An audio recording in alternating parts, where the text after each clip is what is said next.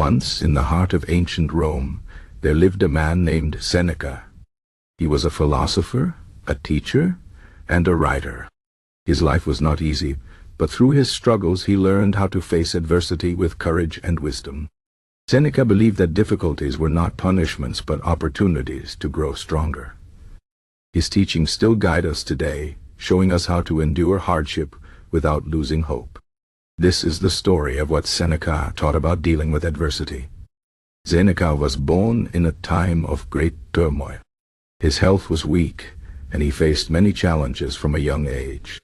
But instead of giving in to despair, he turned to philosophy. He studied the works of great thinkers and began to form his own ideas about life. One of his most important lessons was this: adversity does not break us, it reveals who we truly are.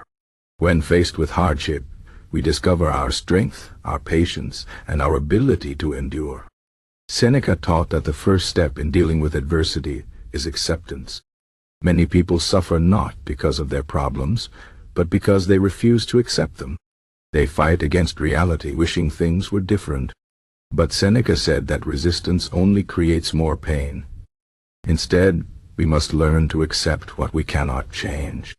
If we lose our wealth, if we fall ill, if someone we love leaves us, these things hurt. But suffering comes from refusing to face them. Acceptance is the key to peace. Another lesson Seneca taught was about perspective. He often said that our troubles seem bigger because we see them up close. Imagine holding a small pebble very close to your eye. It will block your vision completely, making it seem huge. But if you hold it at arm's length, you see its true size. Adversity is like that pebble. When we are in the middle of pain, it feels overwhelming. But if we step back, we realize that our suffering is only a small part of life.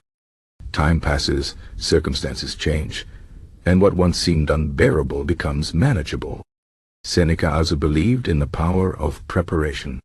He said that we should not wait for disaster to strike before we learn how to face it. Instead, we should train our minds in advance.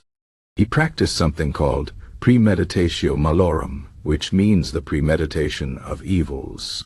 Every day, he would imagine the worst things that could happen, losing his home, his health, even his life. By doing this, he removed the fear of the unknown.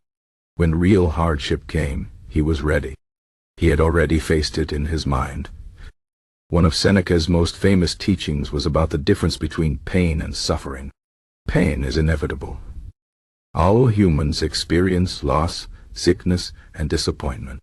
But suffering is optional. It comes from our thoughts, our resistance, our refusal to let go. Seneca said that we can endure any pain if we do not add suffering to it.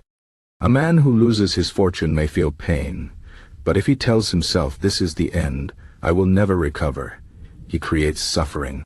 But if he says, "This is hard, but I will find a way," he lessens his burden. Seneca's own life was full of adversity. He was exiled by the emperor, forced to live far from home in harsh conditions. Yet in exile, he wrote some of his greatest works. Instead of despairing, he used his time to reflect and grow. Later, he was called back to Rome and made tutor to the young Emperor Nero. But Nero was cruel and unstable. In the end, he ordered Seneca to take his own life. Even then, Seneca faced death with calm dignity. He did not weep or beg. He accepted his fate as a final lesson in courage. His teachings remind us that adversity is not the enemy. It is the teacher. Every hardship carries a lesson: patience, strength, humility, or resilience. Those who run from adversity never grow. Those who face it become wiser. Seneca wrote, "Difficulties strengthen the mind, as labor does the body. Just as a sword is forged in fire, a person is shaped by struggle." So how can we apply Seneca's lessons today? First, accept what you cannot change. Fighting against reality only brings more pain. Second, change your perspective. Step back and see your troubles for what they are, temporary and manageable. Third, prepare your mind. Imagine challenges before they come. so you are not caught off guard. Fourth, remember that pain is inevitable, but suffering is a choice. Do not let your thoughts make things worse. Seneca's wisdom is timeless. Whether we face illness, loss, failure, or fear, his words guide us. Adversity is not the end. It is the beginning of a stronger, wiser self. The next time life tests you, remember Seneca. Do not curse the storm. Learn to sail in it.